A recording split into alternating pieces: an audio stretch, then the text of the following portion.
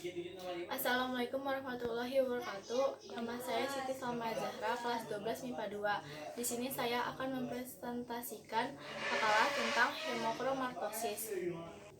Di sini saya akan menjelaskan tentang hemokromatoses. Hemokromatoses merupakan suatu penyakit yang timbul karena metabolisme zat besi yang abnormal. Seseorang yang menderita hemokromatoses mengabsorpsi zat besi yang berlebihan. Kandungan zat besi normal dalam tubuh antara 2 sampai 5 gram. Zat besi merupakan nutrisi yang berguna dan sekaligus juga dapat menjadi zat yang berbahaya di dalam tubuh. Zat besi yang kita konsumsi berasal dari makanan atau buah-buahan yang kita konsumsi dalam kehidupan sehari-hari. Zat besi juga sering digunakan sebagai komponen suatu suplemen atau multivitamin. Hemokromatoses sangat jarang, tetapi penyakit tersering adalah karena genetik. Sedangkan kemungkinan lainnya bisa disebabkan karena makan pil yang mengandung zat besi dalam jumlah banyak. Penyakit hemokromatoses bukanlah suatu penyakit yang menular, tetapi penyakit ini dapat diturunkan dan dapat merusak organ utama dalam tubuh kita. Kasus hemokromatoses lebih banyak ditemukan di kaum pria daripada wanita dan sering dijumpai di negara-negara barat, Eropa, dan Australia. Kasus ini jarang di Indonesia, namun bila tidak ditangani dengan serius dan cepat akan menimbulkan kematian.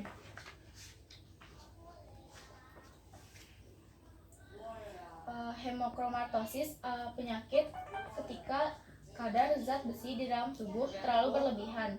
Kelebihan zat besi dapat meracuni organ yang dapat menyebabkan kondisi seperti kanker, denyut jantung tidak teratur, dan sirotis hati.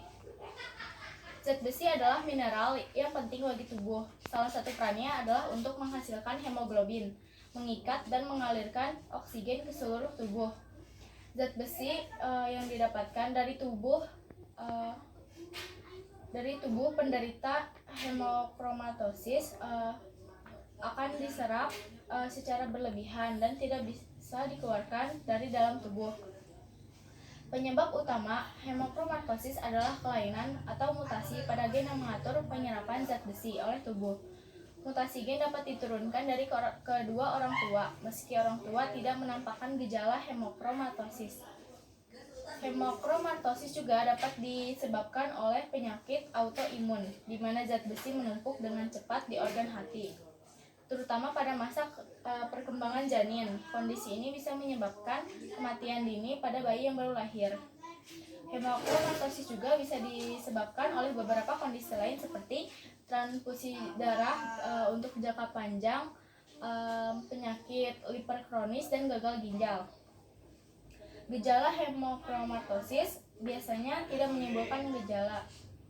Hemokromatoses biasanya pada usia 30-50 tahun. Hanya sebagian kecil penderita hemokromatoses yang sudah mengalami gejala di usia 15-30 tahun. Pada wanita, kelebihan zat besi dalam tubuh dapat terbuang melalui darah haid, sehingga gejala penyakit ini baru muncul setelah menopause. Secara umum, gejala hemokromatoses adalah 1. Lemas, nyeri sendi, sakit perut, bulu badan rontok, warna kulit keabuan, berat badan turun, linglung, dan jantung berdebar. Jika terus berlanjut dalam jangka panjang, penderita hemokromatoses dapat mengalami radang sendi, impotensi, diabetes, sirosis, dan gagal jantung. Diagnosa hemokromatoses ditegakkan dengan pemeriksaan darah, meliputi pemeriksaan serum peritia. Pemeriksaan ini bertujuan untuk mengetahui lebih akurat kadar zat besi dalam hati. Yang kedua, serum transferin saturation untuk mengetahui kadar zat besi dalam darah. Yang ketiga, DNA. Pemeriksaan ini bertujuan untuk mengetahui ada tidaknya kelainan genetik yang bisa menyebabkan hemokromatoses. Dapat juga dilakukan pemeriksaan untuk memeriksa adanya kerusakan organ pada hati, seperti pemeriksaan fungsi hati, MRI, dan biopsi hati. Pengobatan hemochromatosis adalah dengan plebotomi atau proses mengeluarkan darah. Pengobatan ini dilakukan secara rutin untuk mengeluarkan zat besi yang berlebihan. Pada awalnya, plebotomi dapat dilakukan 2 kali seminggu. Setelah memungkinkan untuk dilakukan 4-6 kali per tahun. Pengobatan dengan cara plebotomi tidak disukai karena memiliki efek samping seperti lelah, nyeri, dan anemia akibat terlalu banyak darah yang dikeluarkan. Tetapi terapi lain adalah pengobatan chelating. Obat ini bisa diminum atau disuntikan ke tubuh. Obat tersebut bekerja dengan membuang zat besi melalui air seni dan saat buang air besar.